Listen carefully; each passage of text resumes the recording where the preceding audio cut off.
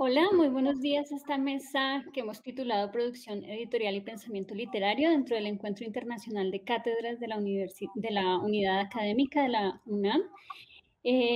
Quisiera empezar dándole un agradecimiento a Marcela Aguilar, quien fungió un poco de contacto para invitar a la Cátedra Abierta de la Universidad Diego Portales y a una de nuestras invitadas, vinculada también con la Universidad Diego Portales.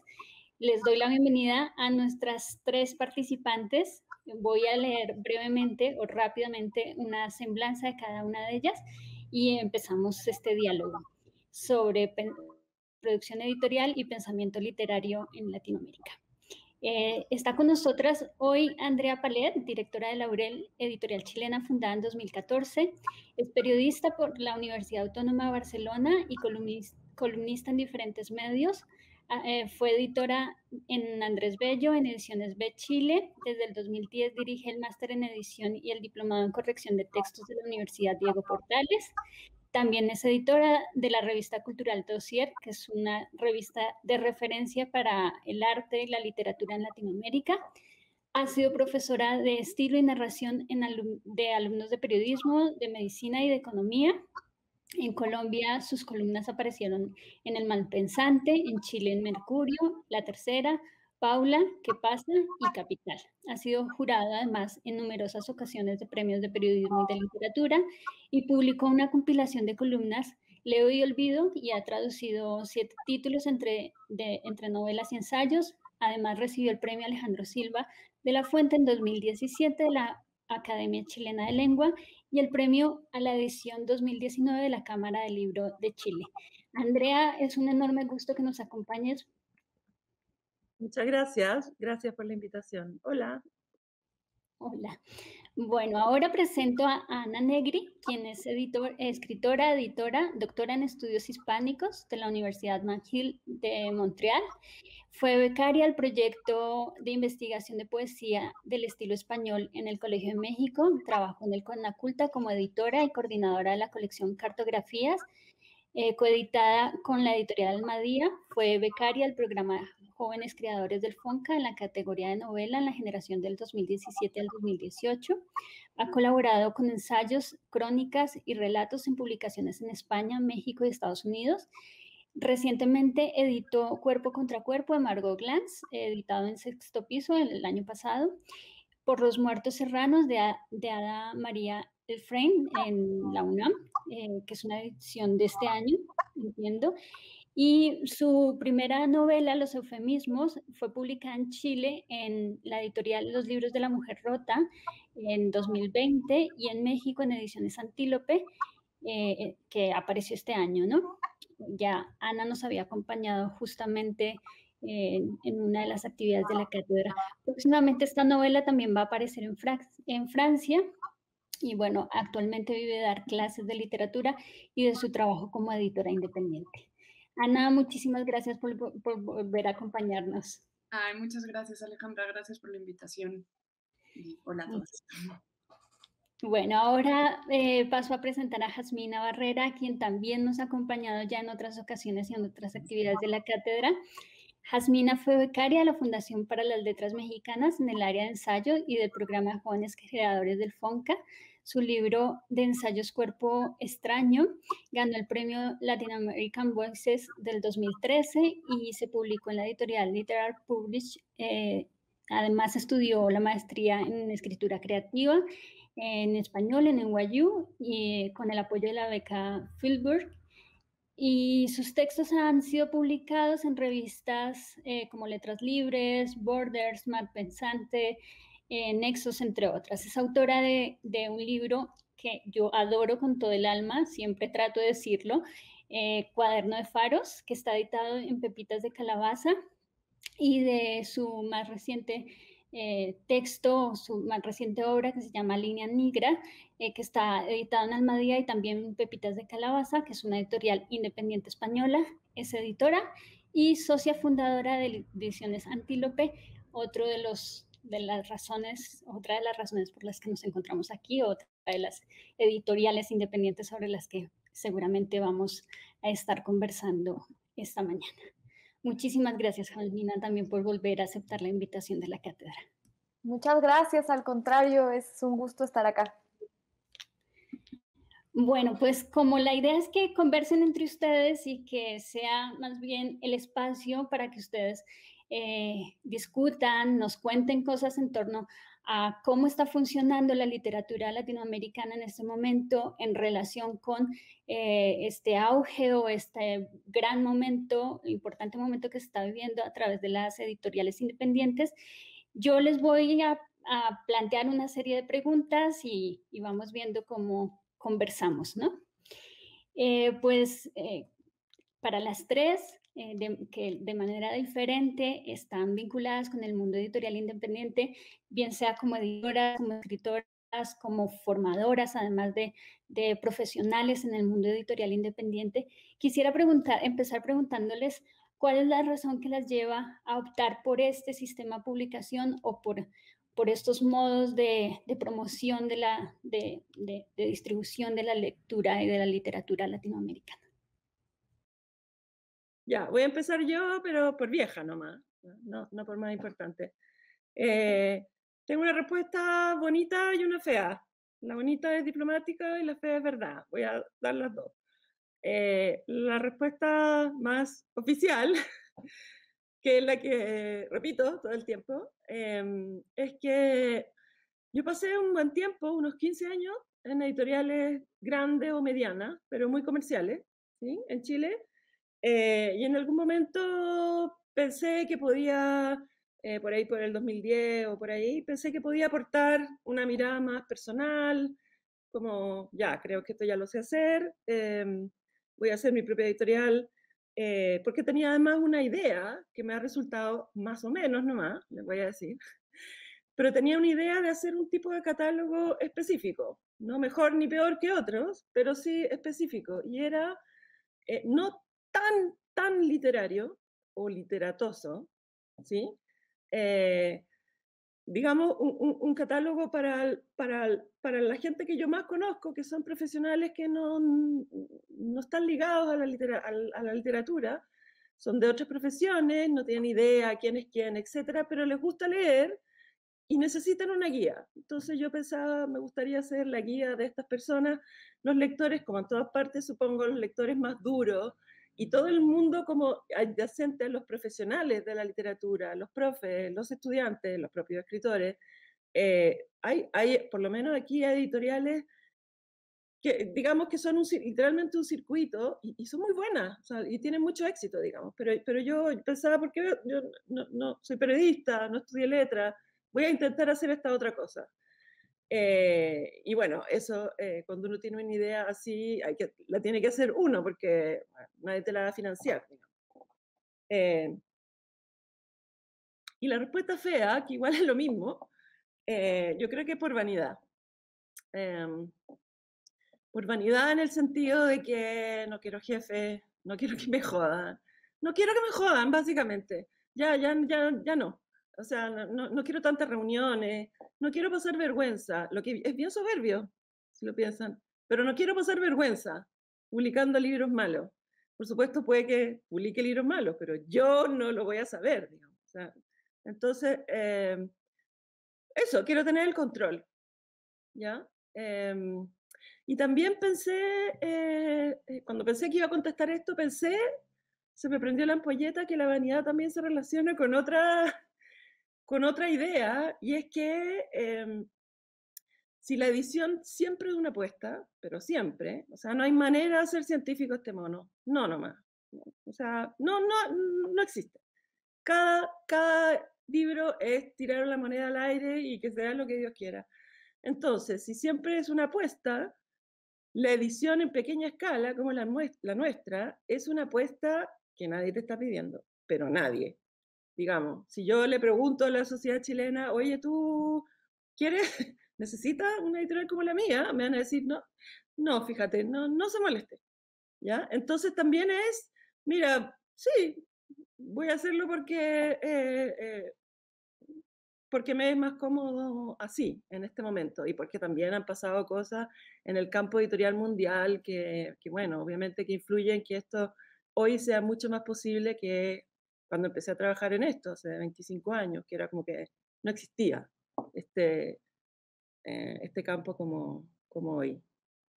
Eso. Y en el caso de ustedes, de Antílope, Jasmina, también de alguna manera está ese origen de queremos publicar los libros que nos gustan. Sí, totalmente. Me encanta lo que dice Andrea y me sumo, sí, absolutamente. Creo que si, digamos, contraponemos las editoriales grandes, las editoriales transnacionales a las editoriales independientes como Laurel o como Antílope, a nosotros lo que nos gusta de este modelo es que también tiene que ver con el control, ¿no? Es lo que dice Andrea. Publicamos, Antílope es una editorial de la que no ganamos ni un peso, que hacemos en nuestros tiempos libres porque no sé, porque somos suicidas o medio locos.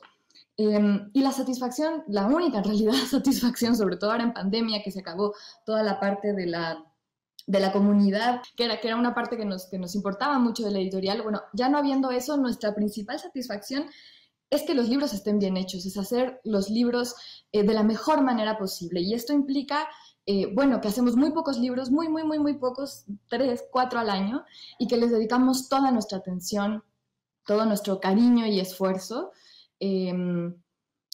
Y pues eso es lo que nos gusta hacer. Si trabajáramos en una editorial más grande, yo he visto amigos que trabajan en ese tipo de editoriales, de pronto tienes que sacar, no sé, 10, 100, 400 novedades al mes y eso pues de pronto te impide, por ejemplo, leer un libro tantas veces como quisieras para tratar de encontrar la mayor cantidad de ratas, buscar la portada perfecta hasta las últimas consecuencias, ¿no? Ese tipo de cosas que para nosotros son muy importantes cuando hacemos libros. Entonces creo que por eso hemos apostado por este modelo, porque de pronto nos hemos visto en la necesidad o en la disyuntiva de decidir si crecer o no más la editorial y hemos decidido no hacerlo porque queremos seguir teniendo ese control sobre los libros que hacemos. Y luego, bueno, como escritora, que he publicado siempre también en editoriales independientes, me he dado cuenta de la enorme ventaja que estas editoriales tienen para los escritores jóvenes, sobre todo las escritoras jóvenes,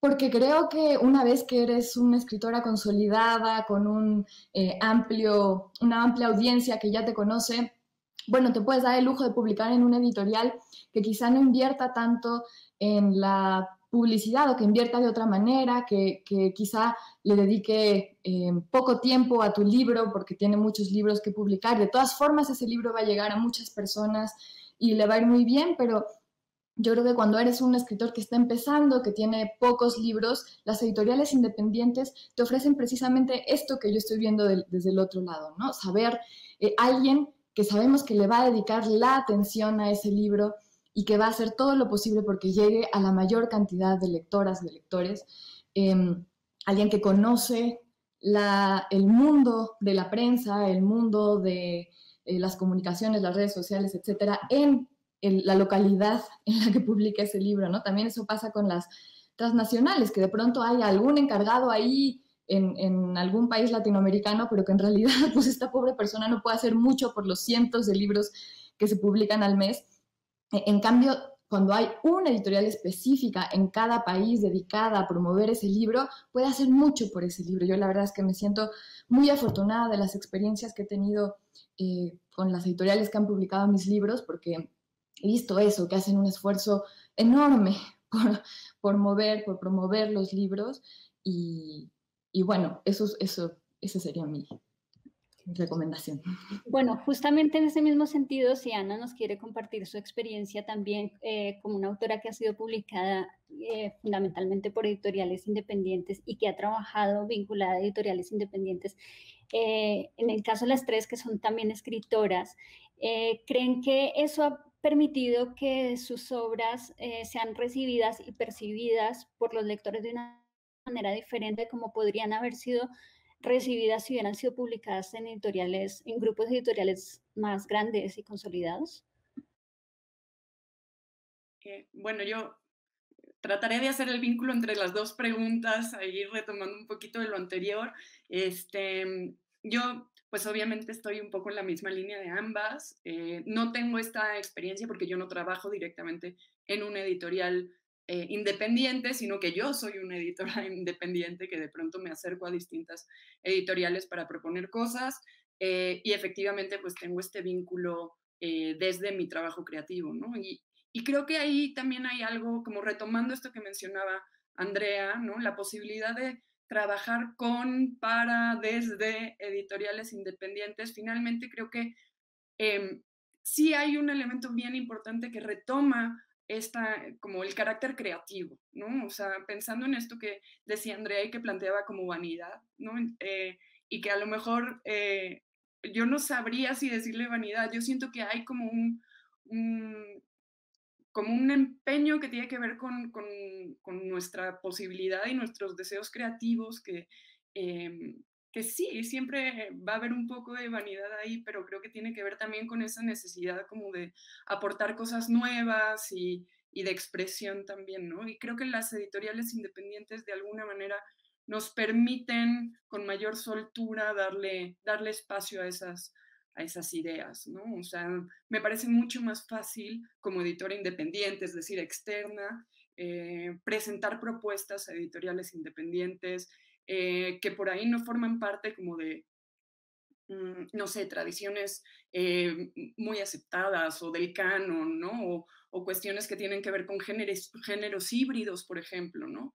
Y creo que eso es mucho más fácil de que sea aceptado, bien recibido y que incluso haya entusiasmo en una editorial independiente que en las transnacionales, ¿no? Entonces yo creo que ahí hay como una diferencia muy importante también en términos de hasta dónde llega la posibilidad, por un lado, del riesgo, ¿no? Hasta dónde se arriesgan unas editoriales y otras en ese sentido, y por otro lado, en términos, obviamente, de contenido y de catálogo, ¿no? O sea, qué tanto, en la misma línea del riesgo, ¿no? Qué tanto se apegan las transnacionales pues a la novela como se piensa una novela de manera tradicional y qué tanto son capaces de modificar o digamos, de rebasar esas especies de fronteras que en algún momento se pueden percibir como normativas, ¿no? Y que en realidad son nada más que una especie de marca más cercana a la mercadotecnia que a algo que responda a la literatura, ¿no? Entonces yo creo que ahí hay un elemento que a mí en lo particular me acerca mucho más a editoriales independientes como editora y que obviamente como escritora pues es algo que también está de inmediato, ¿no? En el momento de buscar con quién quiero trabajar, pues obviamente que estoy mucho más cercana y me siento mucho más cómoda trabajando con gente con la que, como decía Jasmina, ¿no? Puedes trabajar directamente, puedes tener una comunicación directa, porque también es cierto que todo el tema burocrático puede ser muy complicado, muy lento, muy, ¿no? Y eso de alguna manera entorpece la posibilidad de comunicar, de crear en conjunto, de hacer como trabajos, pues eso, ¿no? Que respondan a las intenciones de unos y de otros, porque obviamente uno plantea un proyecto y se hace ahí como una negociación, a ver hasta qué punto va de esa manera o se ajusta o demás, ¿no? ¿Y si creen que la obra es percibida por los lectores de una forma diferente al haber sido publicada en una editorial independiente frente a que se hubiera publicado en otro tipo de editorial?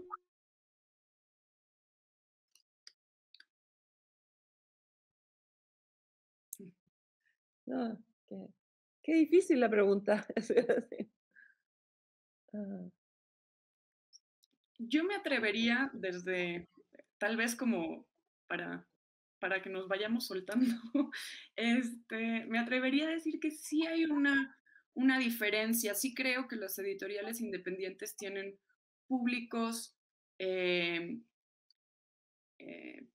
tienen un público particular, ¿no? Que no quiere decir que sea exclusivo, sino que creo que como son casi comunidades pequeñas, empiezan así y aunque pueden ir transformándose, creciendo, conectándose con otras comunidades, creo que empieza como por estas comunidades de lectores que necesitan irse formando, irse transformando y aumentando, ¿no? Entonces yo creo que el hecho de partir de una editorial independiente sí te coloca dentro de una comunidad de lectores particular y que después, más adelante, en la historia que siga el libro, pues bueno, se verá cómo eso se transforma. Pero creo que en principio sí te acerca a estas comunidades que son más pequeñas y que de alguna manera están hermanadas por cierto tipo de intereses particulares.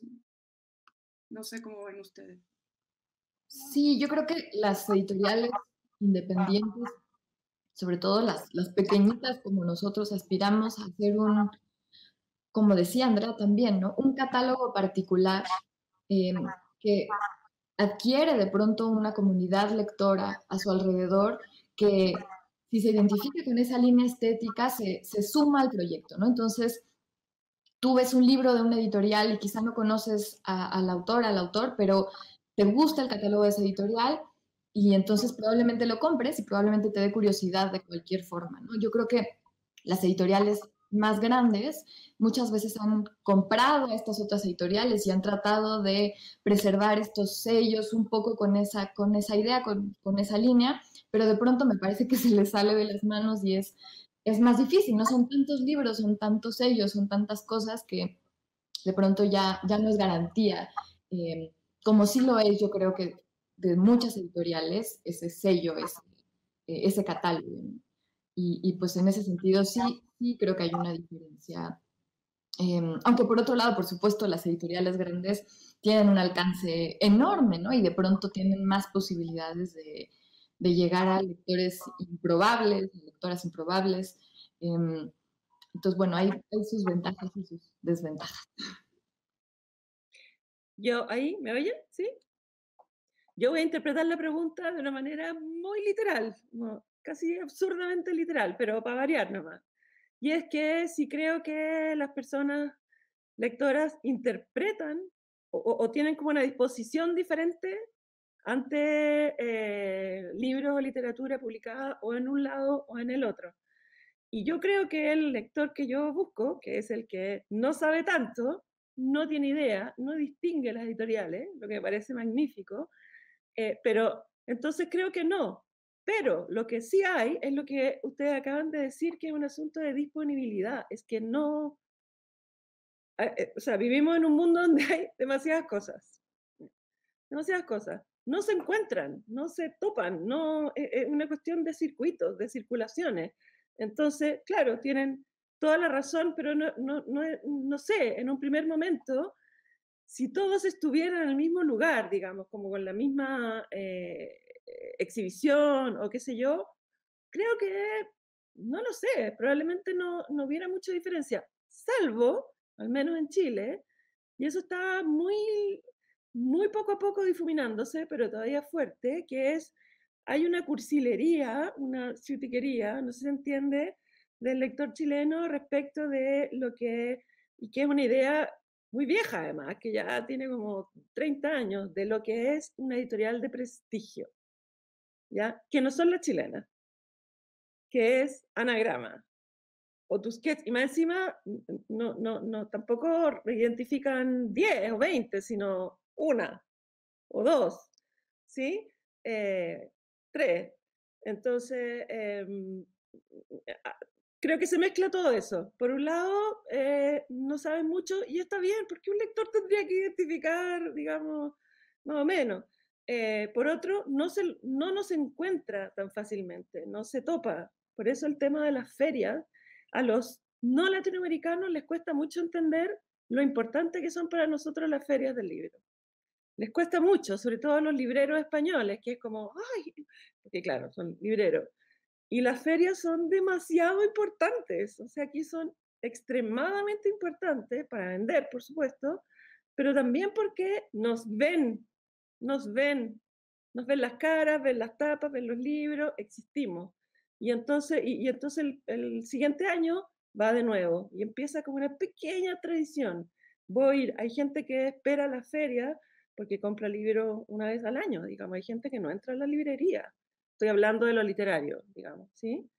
Entonces ya me perdí, ya me fui demasiado lejos. Pero creo que tiene que ver con, no hay una, eso, se mezcla un poco lo cursi, de que todavía no entiende que el prestigio puede estar aquí mismo, que no tiene que ver con que sea una marca extranjera, pero también con la disponibilidad. Si no se los ponen en bandeja, bueno, hay demasiadas opciones, entonces no nos van a encontrar. Sí, y bueno, nomás para agregar a lo que dice Andrea, no recuerdo muy bien cómo sucede en Chile, pero en México sí es cierto que las grandes editoriales todavía acaparan mucha de la visibilidad, o sea que hay una alianza sobre todo entre grandes librerías y grandes editoriales para que los títulos de novedad de estas editoriales tengan pilas y pilas y pilas del mismo libro, una tras otra, y las editoriales independientes estén en la sección de editoriales independientes ahí al fondo de la librería. Entonces, todavía sí existe esa cuestión de visibilidad que, claro, causa una competencia injusta. Podemos decir. Claro, bueno, y sí, perdón. No, adelante, Ana. Y si consideramos, bueno, pensando en el caso específico de México, ¿no? Donde el principal lugar donde se venden libros es Sanborns, ¿no? O Gandhi, ¿no? Que es estos gigantescos espacios donde no hay manera de entrar desde, digamos, la posibilidad de aparecer desde las librerías independientes, ¿no? Son pocas las que logran colarse en esos espacios. En Sanborns creo que ni siquiera está la posibilidad, ¿no? Entonces, sí me parece que hay todo esto que decía Andrea, yo también coincido en que es esencial, ¿no?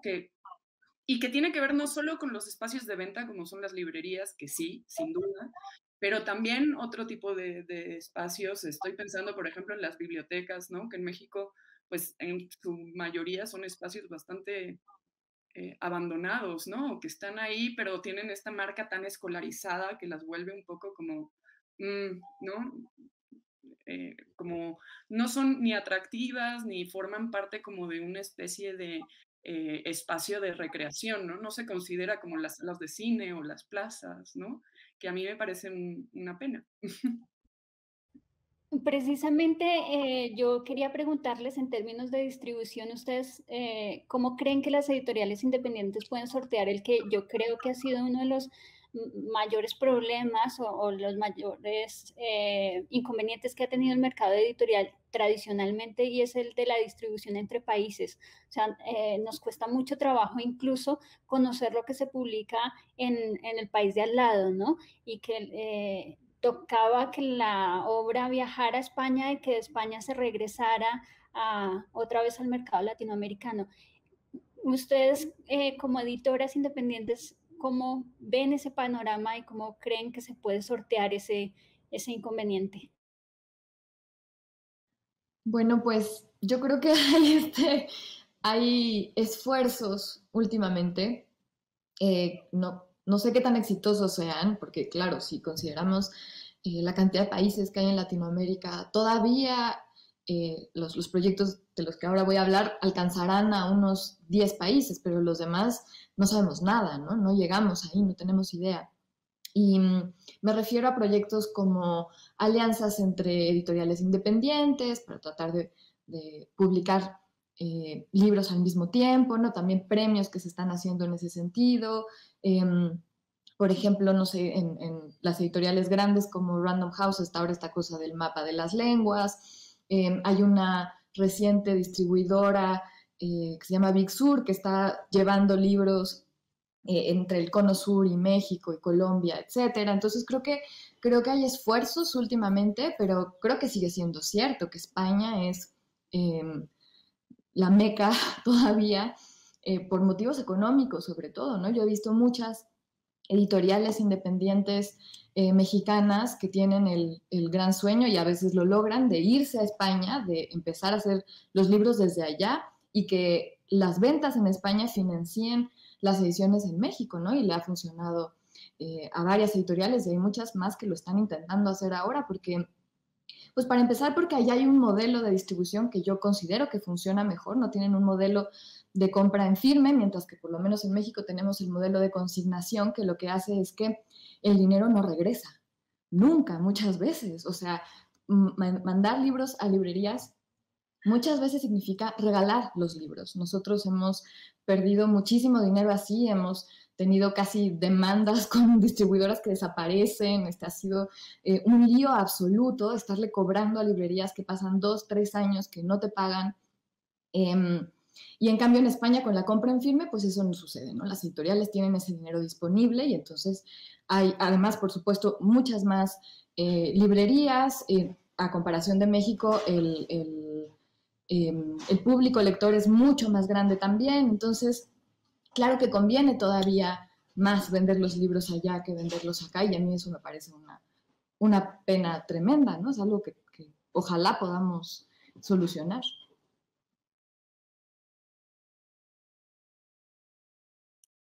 ¿Yo? El tema, bueno, son la pregunta sobre la distribución y la pregunta sobre qué tanto influye España, etcétera, las tengo como, no sé si bien pensadas, pero por clase y qué sé yo, como que las he tenido que decir muchas veces y he venido como observando un pequeño desplazamiento. O sea, lo que contestaba yo misma hace 5 años ya está un poquito corrido. Respecto de la distribución, bueno, nuestras aduanas son un desastre en general, digamos. Si algo nos hermana a los latinoamericanos es que somos bastante desastres en algunas cosas como eso. No sé, yo estoy al lado de Argentina y no se pueden imaginar lo difícil. O sea, la aduana argentina es Narnia. Uno nunca sabe lo que va a pasar ahí. Uno entra al closet y qué sé yo, ahí, no sé, hay fantasía, puede pasar cualquier cosa, digamos, es muy extraño. Y entonces, creo que, y está empezando a ver, creo que la solución parcial es imprimir en el otro país con coediciones, y eso implica una red de confianza, porque es literalmente una red de confianza. Yo le mando, qué sé yo, mi PDF a la Jasmina, y ahí yo confiaré en que ella haga lo que esté bien, etcétera, y me pagará alguna vez, pero no alguna vez porque ella sea el problema, sino que el sistema bancario castiga mucho a los emprendimientos pequeños, digamos, pero bueno, ¿para qué vamos a hablar de banco? ¡Qué horror! Ahora, igual pienso lo siguiente, que con el tema de la distribución, no sé si hoy es realmente nuestro mayor problema en relación con la circulación dentro de Latinoamérica. Yo creo que también, o sea, yo tengo una editorial, la mitad de su catálogo son extranjeros, y de esos extranjeros casi todos, menos 3, son latinoamericanos. Y lo que yo veo como problema es una especie de déficit atencional estructural. Somos países que tenemos muchos problemas. O sea, siempre es como el meme, siempre pasa algo, siempre o tenemos un terremoto, o una crisis política, etc. Entonces, en el fondo, y bueno, vivimos en un mundo en que el spam de atención, digamos, es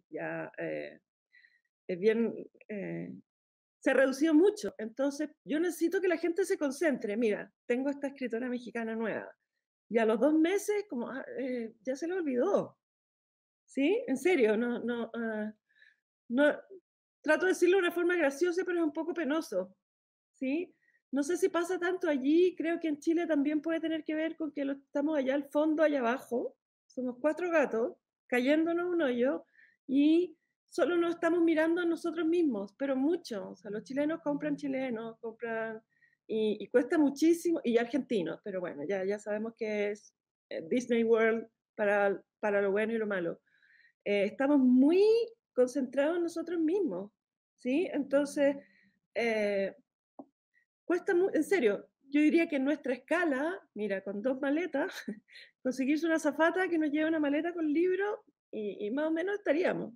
No sé si ese no es tanto el problema es, por favor, concéntrate, tengo esta autora peruana, tengo esta autora uruguaya, tengo no sé qué, ¿por qué insistes en leer, qué sé yo, a Carrer? No sé, da igual. ¿Sí? Es como una resistencia al resto de Latinoamérica sobre todo. Y, estoy hablando mucho, pero quiero hablar de España. Quiero decir un poco, quiero decir algo de España porque porque he visto un desplazamiento y acá pasa algo bien distinto de lo que dijo Jasmina, porque aquí de verdad estamos muy lejos, o sea, lejos, lejos. La idea de que una editorial pudiera tener una oficina en España, no, o sea, no. Creo que no está en el panorama, hay una, pero en fin. Entonces, si la pregunta es, ¿sigue siendo importante o estratégico, qué sé yo, para los escritores publicar en España para después volver y ser leído y reconocido en nuestros países? Sí y no. Ahora ya no estoy hablando como de las editoriales, sino lo que yo veo en las escritoras, en los escritores. Sí, pero no porque España sea tan importante en sí misma, sino porque el mercado anglosajón va allá a buscar las traducciones, porque es obvio, ahorra tiempo, digamos, ¿qué es estos 30 países? No, muy complicado. Van a España, y entonces España es un puente, ¿sí? Y nuevamente nuestra cursilería subida nos hace muy atractivo un titular tipo X triunfa, Ana triunfa en Inglaterra, Jasmina triunfa en Alemania, en España, de verdad, y esto me llevo fijando mucho, porque este sí que ha habido un cambio, y lo veo en las generaciones más jóvenes. España no es nada, no existe como cultura, es una cultura exótica.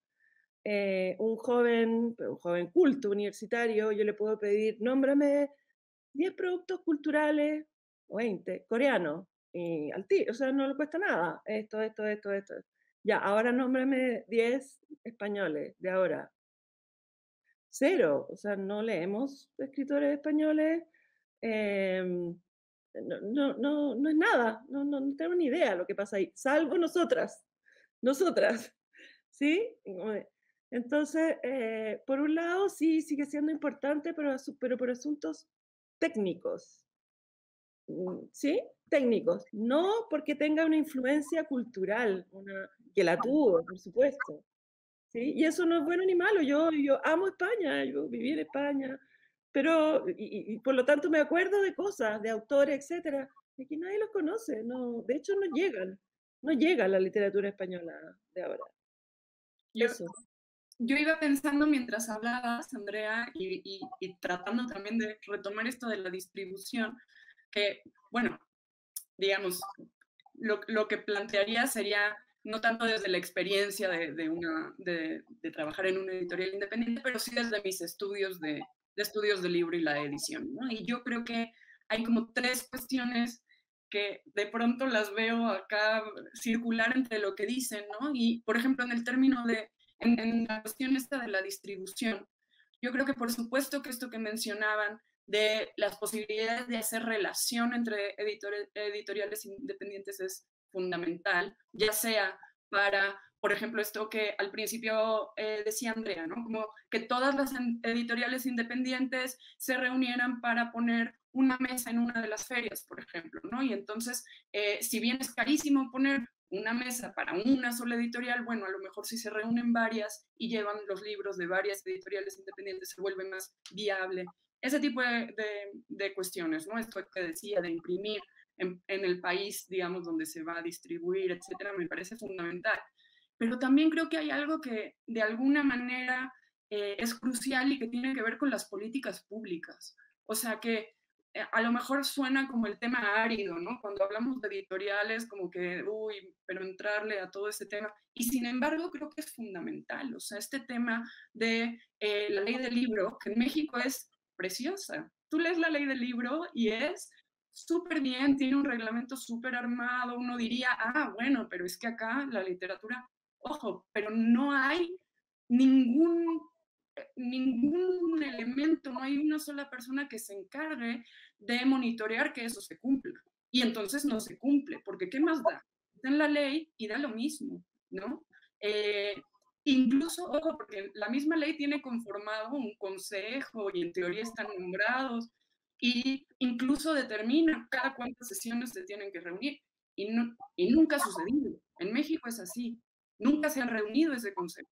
Entonces, el precio único, por ejemplo, no existe, porque aunque las librerías están haciendo un esfuerzo por darle prioridad a editoriales independientes y etcétera, se apegan al precio único porque también lo necesitan para sobrevivir, mientras que las grandes librerías pueden hacer lo que quieran, ¿no? Y entonces volvemos al tema, entre la visibilidad y que las librerías grandes pueden hacer un descuento del 20%, entonces pues se vuelve imposible en términos de distribución también, ¿no? Porque no hay forma de que circulen los libros independientes si no hay una protección también desde el Estado que regule ese tipo de cuestiones, ¿no? O sea, finalmente tiene que ver con todo. En teoría tendría que haber apoyos, por ejemplo, para las librerías, ¿no? Que no pagaran IVA, por ejemplo, de ciertas cosas, o apoyos con la renta de los espacios, una serie de cosas que en teoría son viables, pero que no existen en el mundo práctico, ¿no? Y eso me parece que es también crucial para entender que se trata, cuando hablamos de toda esta cuestión de editorial, no es solo las editoriales o las independientes, sino todo un ecosistema, ¿no? Y si se cae la distribución, se cae la edición, se cae la producción, y entonces necesitamos que haya equilibrio en todas partes, porque de lo contrario no hay forma de funcionar, ¿no? Y ahora además me parece, retomando, perdón que di muchísimas vueltas, pero retomando otra vez lo que decía Andrea, hay una cuestión que también me parece muy única de este momento en el que estamos y que tiene que ver con todos los mediadores, ¿no? Esto de las ferias, por ejemplo, los agentes, los premios, las listas, ¿no? Y que son algo muy, que ha tenido un lugar que es crucial hoy día, ¿no? O sea, hoy es uno de los principales elementos que apoyan a la visibilidad o no de ciertos autores y que son como determinantes incluso para la distribución, ¿no? ¿Por qué? Porque hay como una priorización, y esto sí lo traigo como de tal cual de todos los estudios, ¿no? Se precariza el trabajo del escritor y escritoras y escritores y etcétera. ¿Y qué pasa? Que entonces hay que diversificarse, pero ¿hacia dónde hay que diversificarse? Pues hacia donde se puede seguir trabajando, que es el mercado, ¿no? Y entonces se menosprecia el texto y suma, digamos, o adquiere mayor importancia los escritores y las escritoras como show, como espectáculo, que es lo que vende, que es el mercado, ¿no? Y entonces regresamos a todo esto, ¿no? Que es realmente un circuito que se retroalimenta, ¿no? Entonces, ¿por qué es importante las ferias, los talleres, estos espacios que son como las listas, ¿no? Que aparecen en distintas revistas o editoriales mismas? Por eso, finalmente, ¿no? Porque ayudan a una visibilidad que, como no hay espacios, como no hay bibliotecas, como no hay librerías, pues bueno, esos son los espacios que están disponibles, ¿no? Y tiene sus ventajas y tiene sus desventajas, por supuesto, pero hoy hacer de cuenta que esos espacios no son parte de este ecosistema literario, me parece que también es, digamos, como tener una visión muy sesgada, ¿no? Entonces, esto que dice Andrea de traer a cuenta la relevancia de las ferias, los espacios que promueven, me parece que es muy importante para entender justo eso, ¿no? O sea, que esta forma ideal también, a lo mejor un poco cursi, ¿no? Retomando esta idea vieja de cómo se concebía la literatura, pues tiene que ver también con eso, ¿no? Ya no son esos espacios solamente, o de hecho esos espacios están bastante agotados y no tienen como los impulsos, los apoyos que deberían tener. No sé, hable mucho ahora. Ahora yo. Yo quisiera sumar a un par de cositas que dijeron. Primero, esto que dice Andrea de las ferias, etcétera, y creo que hay que tomar en cuenta cómo la pandemia ha afectado todo el mundo que existía pre-pandemia, ¿no? Para Ediciones Antílope, el mayor ingreso de ventas directas venía de presentaciones y de ferias que desaparecieron. Se acabaron las ferias, se acabaron las presentaciones. Y creo que tiene que ver también con esto que decías Andrea, de la atención sobre ciertos autores. Por ejemplo, para México nosotros nos dimos cuenta que era fundamental, si íbamos a publicar a una autora extranjera, traerla. Conseguir algún apoyo para una feria, para lo que sea. Si estaba acá, la atención era mucho mayor. O sea, el elemento presencial tenía muchísima fuerza. Y yo hablaba hace poco con una gente que me decía que en estos años había caído muchísimo la compra de derechos de traducciones en Europa, por ejemplo, ligado también a la falta de ferias y a la falta de festivales y a la falta de todos estos incentivos que llevaban a las autoras, a los autores, a esos países y que creaban una micro burbuja de atención que permitía que ese libro se diera a conocer, se vendiera, ¿no? Entonces creo que ahorita tenemos una crisis todavía más fuerte en ese sentido. Y quería apuntar también a lo que dice Ana sobre el círculo vicioso tan tremendo que hay en México con este problema de la ley del libro, con el problema de las grandes librerías que no pagan a editoriales pequeñas, ¿no? Y que es un círculo vicioso precisamente porque cuando tú ves la facturación de una editorial independiente en su distribución en librerías, el 80% viene de esas librerías grandes.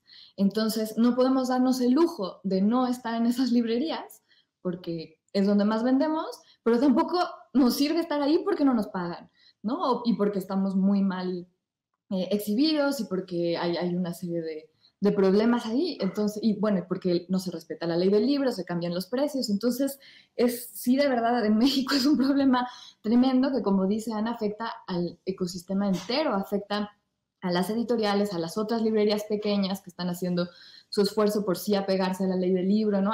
Todo el sistema se cae por estos monopolios que todavía existen. Bueno, en vista de tantos inconvenientes que se presentan en este proceso de publicación y de publicación en las editoriales independientes, tenemos una pregunta que quizá nos genera algo de esperanza dentro del público. Juan Manuel Alvarado pregunta, ¿cómo se puede invertir en escritoras en editoriales independientes? ¿En qué editoriales y desde qué montos? O sea, hay gente que está interesada, así que... Perdón, muy breve porque es una pregunta muy inusual, en el sentido de que históricamente no ha sido un ámbito donde lleguen ¿cómo se llaman? Los inversionistas ángeles, por decirlo así, que antes se llamaban mecenas. Hoy nuestro mecenas principal suelen ser el Estado, ¿no? No sé allí, pero aquí es como... son operaciones de muy pequeña escala, se pierde poco, pero se gana nada. Entonces, podría empezar a ver, hay un par de casos, podría empezar a ver maneras de lectores que quisieran aportar a la salud, ¿sí? A la salud de este ecosistema de buena literatura, catálogos cuidados, etcétera. Pero casi nunca es a través de una inversión, digamos, sino, por ejemplo, de suscripciones, clubes de lectura, que esto es muy antiguo, digamos. Lo que pasa es que como que se nos olvidó que existía. Si puedo yo, por ejemplo, tener el plan del próximo año listo, cerrado, etcétera, podría ofrecerle a algunas personas amorosas y dispuestas, ¿me quieres pagar? Te los mando a tu casa el próximo año, pero págame el total antes y así yo tengo algo de tranquilidad para hacer, no todos, por supuesto, pero qué sé yo, 2 o 3. Y eso podría ser una especie, no es una subvención, para nada, pero sí se podrían crear como pequeñas comunidades de amigas, amigos, ¿sí? El club, qué sé yo, que es algo que en realidad igual puede funcionar, digamos. Y eso se me ocurre, los montos, bueno, qué sé yo, allí debe ser muy distinto, no lo sé. Sí, yo creo que decías que en Chile sigue siendo el Estado el principal mecenas, en México ya en absoluto, el Estado ya no contamos con él.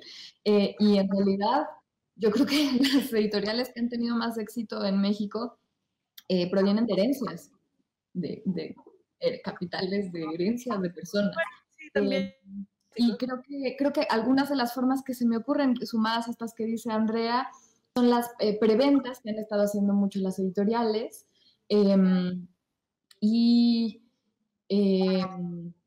fondeadoras, ¿no? De pronto una que otra editorial que está a punto de quebrar o que necesita dinero para hacer un libro en específico pide donaciones a través de alguna de estas plataformas de Kickstarter, donadoras, etcétera. A mí las preventas me gustan mucho porque creo que tienen varias funciones, no le dan visibilidad al libro antes de que exista, empiezan a dar a conocer a las autoras, los autores y crean una especie de comunidad de interés alrededor de un libro.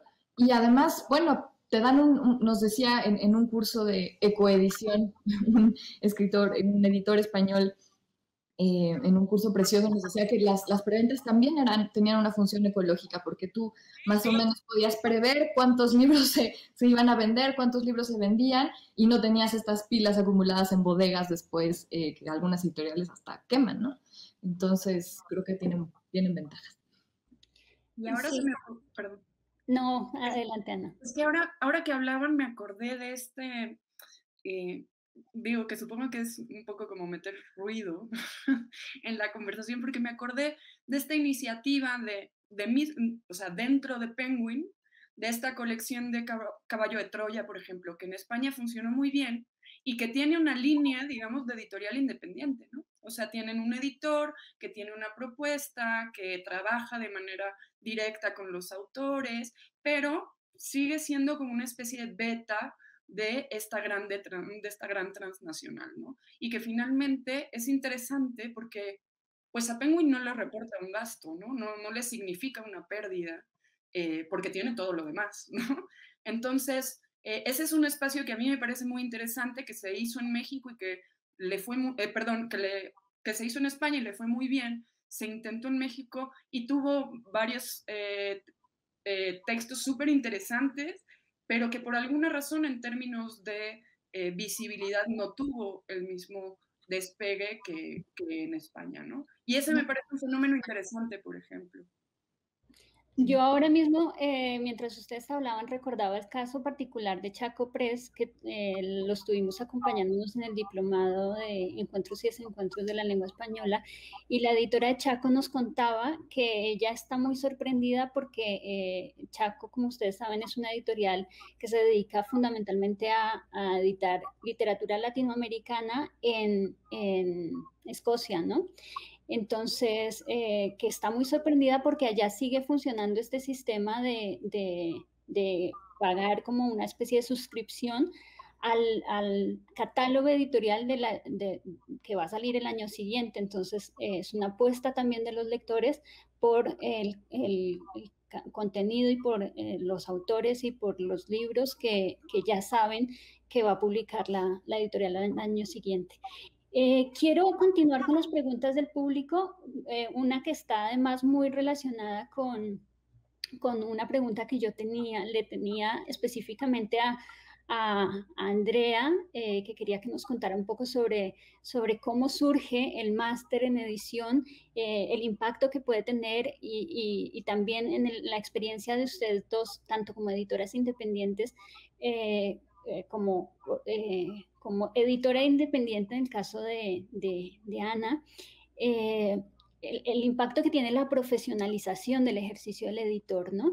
Entonces, primero, la primera pregunta sería esto, un poco que nos contaras, nos dieras un panorama de cómo surge este máster, que es quizá uno de los primeros que profesionaliza en Latinoamérica el ejercicio de la edición independiente, y retomo entonces las preguntas que nos hacen en el público.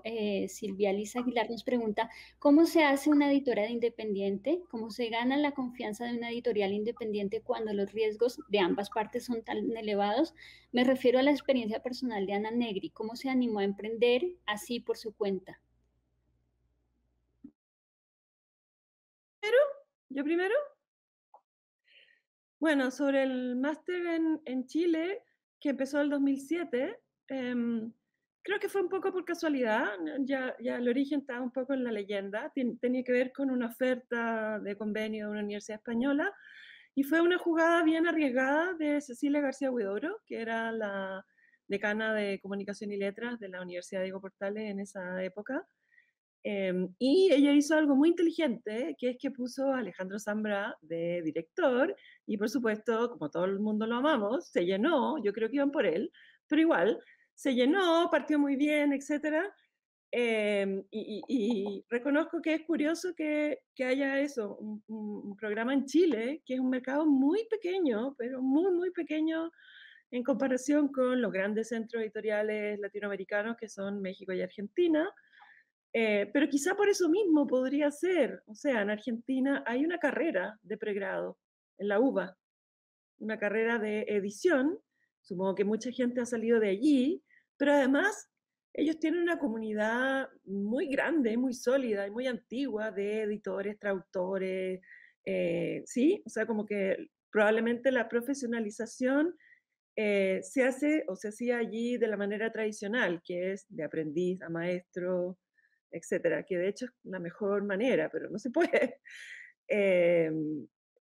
Y el otro, porque creo que todo esto está relacionado. Hay otro máster posterior en Colombia, en la maestría en estudios editoriales en el Instituto Caro y Cuervo, que es, no sé si lo conocen, pero es como el sueño del pibe, es como una mini universidad pública, pero dedicada solamente a temas de lenguaje, lingüística y libro.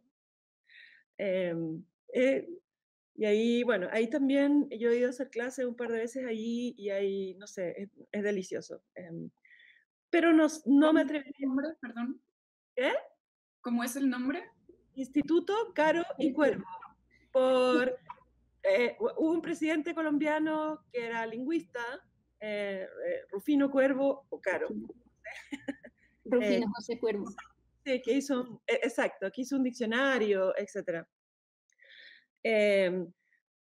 Y sí, lo único objetivo que podría decir respecto de Chile es que hace 10 años uno podría nombrar así como de memoria 10 editoriales, más o menos, así, en lo literario, y hoy, bueno, no las pueden nombrar, pero porque son 100. O sea, pero por supuesto no es gracias a un programa ni este ni ningún otro, o sea, es imposible aislar un factor de fenómenos que son multifactoriales.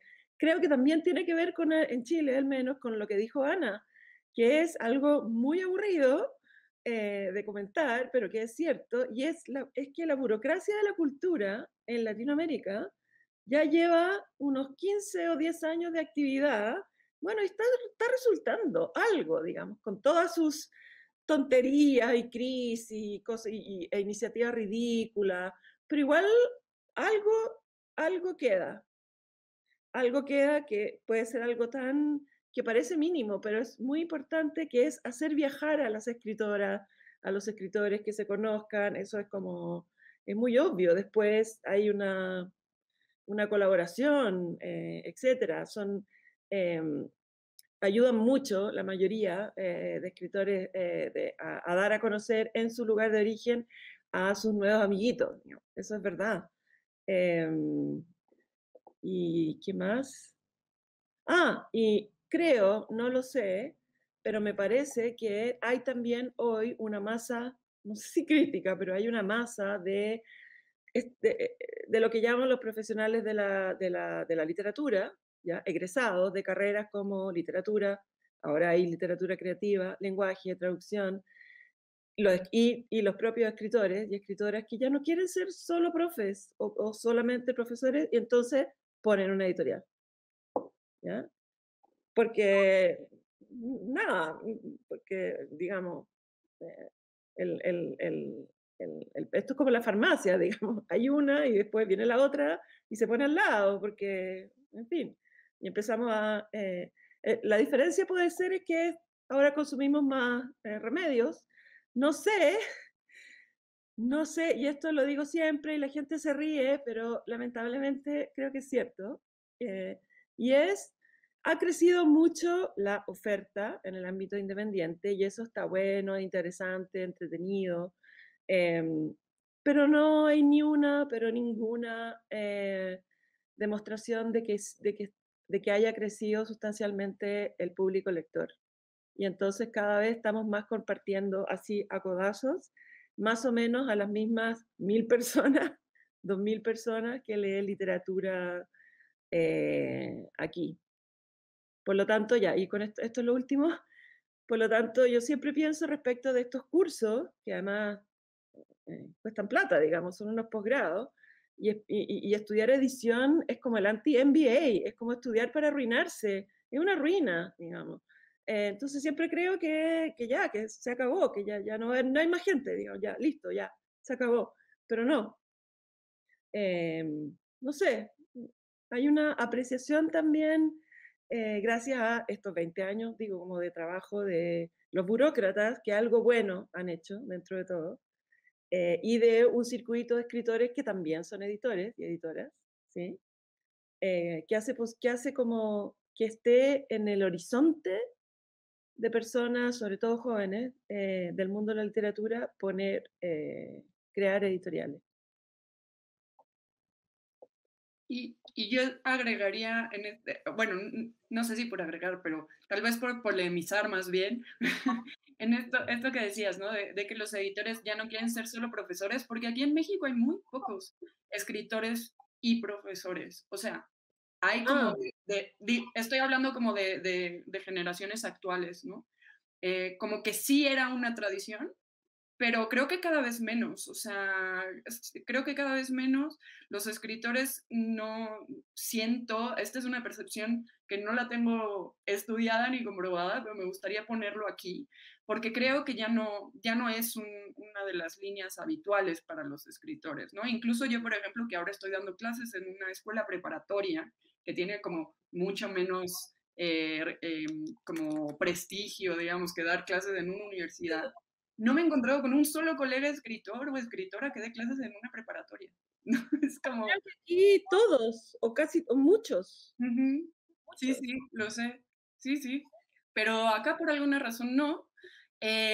Y sí, en cambio, tengo esta percepción, digo, de los años en los que yo estaba cursando la maestría aquí en la UNAM, que muchos de quienes estábamos estudiando no necesariamente estábamos estudiando para buscar una línea académica, sino también como para diversificar en la línea justo, ¿no? O sea, como de la posibilidad de entrar a trabajar en editoriales, en otro tipo de espacios vinculados a la literatura, ¿no? Y eso sí lo percibo.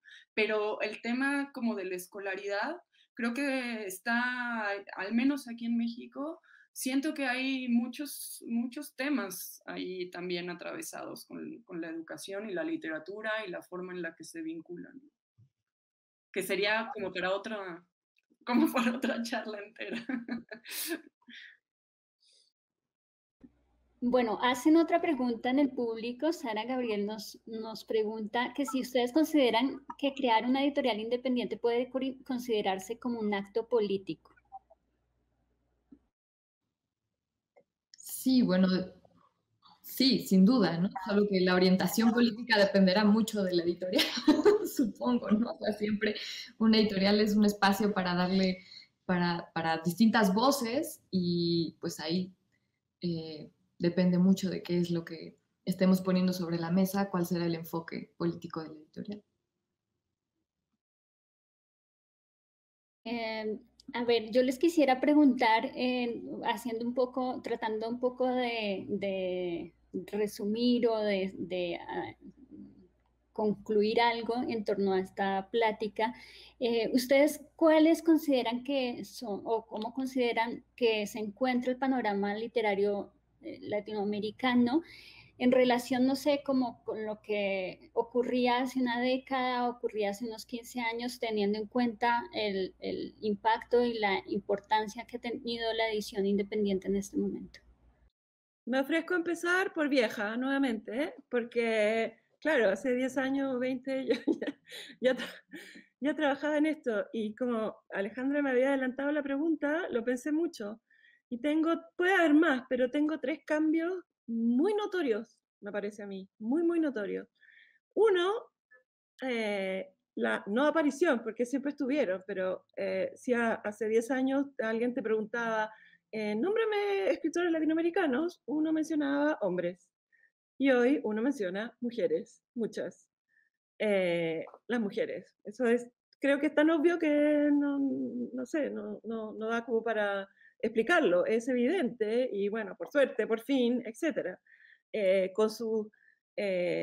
o sea, y pasa con esto, con la nueva visibilidad, con reparar una injusticia histórica, etcétera, que obviamente que hay, no sé, que hay problemas porque hay problemas en todo, digamos. Podría ser un problema que ya en algunos ámbitos ya es mainstream, publicar mujeres. También podría ser un problema que la vara podría haber bajado, porque por esto mismo. Pero da igual, digamos, es muy notorio, pero muy, muy notorio físicamente, que donde había hombres, ahora hay mujeres. Eso en primer lugar. En segundo, hay un, pero esto es más específico, digamos, pero digamos como respecto del discurso de qué caracteriza, qué sé yo, a, digamos, edición en Latinoamérica o publicación en Latinoamérica, la crónica latinoamericana, que fue la promesa que nunca se cumplió, digamos, y que hoy desapareció. Y yo me acuerdo en los años 2000 que se habló, o sea, muchos encuentros y congresos y qué sé yo, la crónica latinoamericana y la crónica como si fuera algo diferente de la crónica nigeriana o qué sé yo, la crónica es crónica, un género periodístico, punto. Pero, en fin, así se crean, por suerte, digamos, porque ahorra tiempo, así se crean también como oleadas de publicación y está súper bueno. Y me acuerdo que no es que los propios cronistas se hayan creído, ¿sí? Creído que iba a haber un boom de crónica latinoamericana. Me acuerdo perfectamente de Leila Guerriero, que es un nombre que todo el mundo menciona en este ámbito. Ella misma ya en ese momento decía, ok, yo feliz de que me publiquen, pero en serio, no se engañen, no hay un boom, habemos 4 gatos, ¿ya? Y genial, pero, y bueno, hoy nadie habla como como la crónica latinoamericana como algo diferente, que no es bueno ni malo, pero me parece que hay un cambio, ahora hay otras cosas. Y la tercera, que ahí tendrían que hablar mucho más ustedes las autoras, es, yo lo observo de fuera y me pone un poco nerviosa, es una manera nueva de relacionarse entre autores y público, que por supuesto tiene que ver con las redes sociales, que es una especie de nueva intimidad que es falsa, pero es verdadera al mismo tiempo. Es las dos cosas. ¿Qué es esto? Los corazoncitos, los fans, te amo, etcétera. Y inmediatamente, o sea, la inmediatez de, qué sé yo, eh, bueno, eso es nuevo, no estoy diciendo que tenga consecuencias en el ecosistema, no tengo idea, pero es bien interesante, ¿eh? Es bien interesante.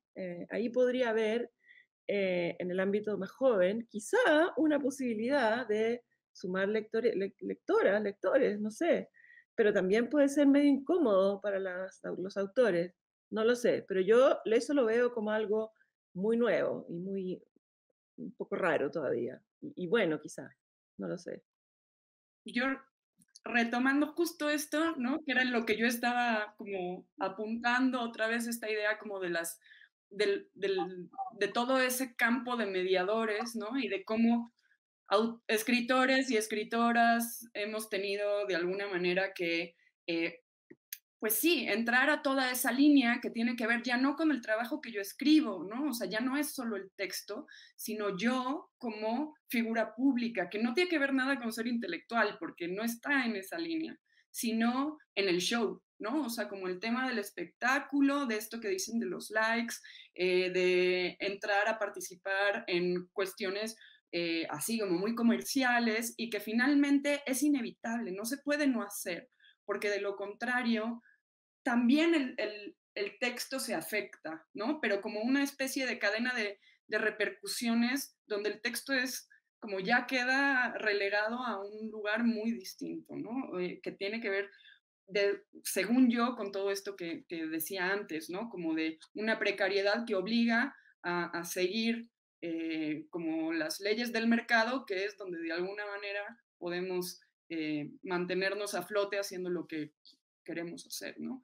Y, y en ese sentido, pensaba que también eso, de alguna manera, y esta es una percepción a lo mejor muy personal, pero creo que eso también ha tenido una importancia en términos de los catálogos, porque creo que también hay una preponderancia de bueno, lo que le llaman en general autoficción, ¿no? Que es un término que se puede discutir mucho, pero que creo que tiene que ver con lo mismo, ¿no? O sea, toda esta cuestión que expone una vez más a quien está escribiendo como sujeto, personaje, ficción, fantasía de quienes leen, creo que entra en la misma línea, ¿no? De cómo eso que opera en el mundo real desde la visibilidad y el show entra también a modificar cuestiones de la misma línea de creación, ¿no? Y cómo eso necesariamente tiene que encontrar un espacio también en la creación de quienes estamos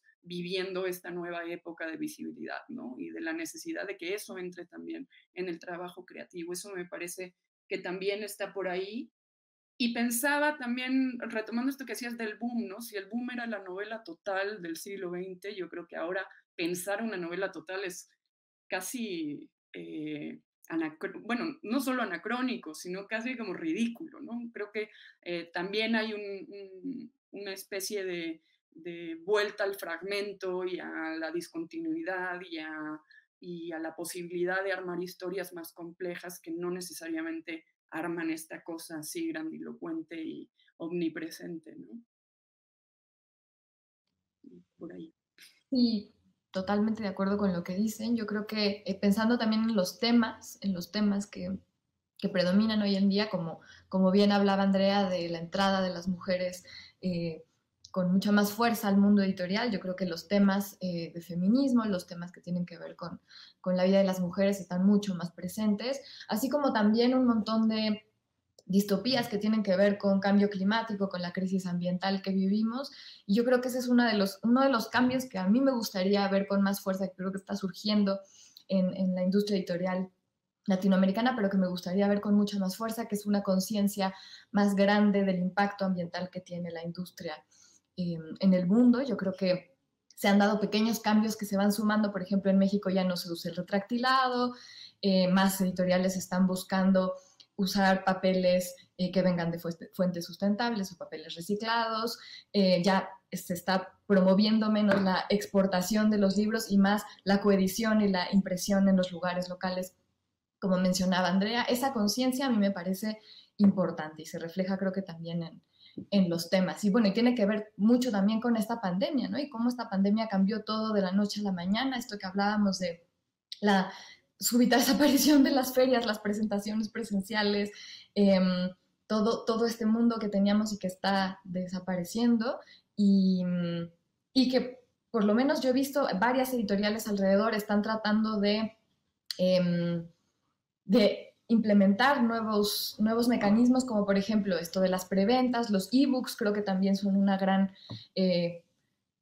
una nueva forma de hacer libros que ha tenido, yo creo, muchos beneficios. Yo estoy completamente convencida de que no va nunca a suplantar al libro físico, pero sí creo que para las editoriales independientes el hecho de que si un libro se agota no tienes que reimprimirlo de inmediato porque, bueno, está el ebook, está disponible el libro, en lo que juntas el dinero para poderlo reimprimir. Ese tipo de cosas creo que son nuevas y creo que tienen sus ventajas, ¿no? Las preventas, todo este tipo de nuevas interacciones, presentaciones en línea que de pronto te permiten llegar a muchas más personas, estas plataformas de libros digitales como Bookmate, como etcétera, que te permiten también llevar tus libros a otros países, etcétera. Creo que todo esto está los audiolibros, por ejemplo, están también reconfigurando el mercado de maneras que a mí a veces me cuesta mucho trabajo entender, sobre todo legalmente, ¿no? De pronto así como que la cesión de derechos del no sé qué, es un desmadre. Pero bueno, sí, creo que muchas cosas han cambiado y creo que por último agregaría una atención quizá específicamente del mercado anglosajón mayor sobre Latinoamérica, ¿no? Creo que se están publicando, hay más editoriales que publican escritores latinoamericanos y creo que ahí se está empezando a generar esta conversación, un intercambio mayor. Bueno, se nos está agotando el tiempo. Yo quisiera cerrar haciéndoles una pregunta muy concreta y quizá a riesgo de lo que opine nuestro público, tal vez ridícula. Me gustaría que cada una de ustedes nos recomendara o le recomendara al público una editorial independiente. Yo no sé si llega posiblemente llegue a México en ferias, no lo sé, pero debe tener ebooks, etcétera, y está en las plataformas de suscripción como Bookmate, etcétera. Y es una editorial chilena que lleva una pareja, 2 personas, que se llama Overol. Overol, no sé si allí usa Overol ¿sí? El mameluco. Overol, de Andrés Florit y Daniela Escobar. Ella además es poeta, él también, los dos han publicado allí. El catálogo es mayormente de poesía. Y me gusta mucho, creo que son muy serios. Es por supuesto una editorial que trabaja en pequeña escala, etcétera, pero tienen algo, bueno, hay otras también, pero me dijiste solo una, y es que siempre están encontrando autores recién nuevos, o sea, la cantidad de, digamos, de primer libro de poema de no sé quién, me parece que es relativamente alta, y eso está bueno, eso está súper bueno, eso. Vale, Ana, Jasmina. Pues a mí me gustaría recomendarles una nueva editorial mexicana que se llama Odo, que publica literatura especulativa y que creo que tiene un nuevo modelo muy interesante que precisamente tiene que ver con suscripciones, con eventos que hacen alrededor de los libros, con distintos modelos de vender y de distribuir sus libros. Me parece muy interesante y creo que, bueno, además el nuevo libro que acaban de publicar, que se llama Temporada de Tlacuaches, Tlacuache, algo así se llama. El Tlacuache, no me acuerdo, algo del Tlacuache. Lo que alcancé a leer es buenísimo y me parece que van a hacer grandes cosas. A mí, pues creo que me gustaría recomendar a Mangos de Hacha, que es una editorial mexicana, muy pequeñita también, que ya tiene muchos años, pero lo hago también porque me parece, digo, aportando a esto que comentan Jasmina y Andrea, pues esta es una editorial con un enfoque principalmente poético, ¿no? Y no solo en términos de que publican poesía, sino que tienen una concepción de la poesía compleja, ¿no? Y entonces publican entrevistas alrededor del tema, ensayos, cuestiones que tienen que ver con lo visual también, ¿no? Y entonces me parece que es una aportación bien importante como a justo esta idea del ecosistema literario, ¿no? Porque también eso es importante y da para otra cosa, como toda la poesía, por ejemplo, se mueve de una manera completamente distinta a esto que hemos estado hablando, ¿no? Entonces traigo mi semillita ahí de cosas. Bueno, pues no me queda más que agradecerles por acompañarnos el día de hoy, a nuestras 3 invitadas por el tiempo que nos han regalado. Ha sido una conversación súper bonita. Se nos quedan un montón de preguntas, ellas lo saben bien porque las habíamos estado más o menos preparando. Pero bueno, esperamos volverlas a tener muy pronto, que hayan otros espacios. Invitamos a nuestro público para que sigan las otras actividades del Encuentro Internacional de Cátedras, que es un espacio muy diverso, muy rico, muy bonito, en donde se están presentando desde diferentes áreas del arte discusiones muy interesantes sobre decolonización. Así que quédense con el programa del Encuentro Internacional de Cátedras y nos volvemos a encontrar más adelante. Muchas gracias.